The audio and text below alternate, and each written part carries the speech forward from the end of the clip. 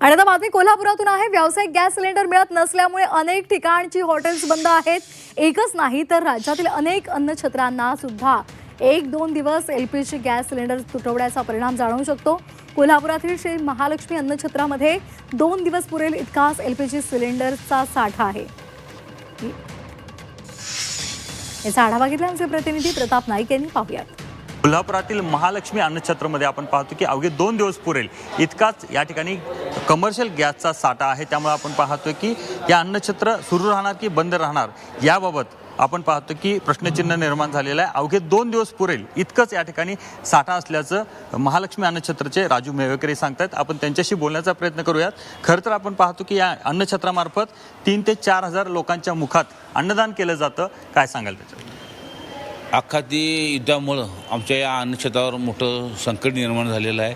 दररोज ह्या ठिकाणी 4 ते 5 हजार भाविक अन्नदानासाठी प्रसाद घेण्यासाठी येत असतात। अंबाबाईला देशभरातून लोक येतात, ते इथं प्रसादाला येतात।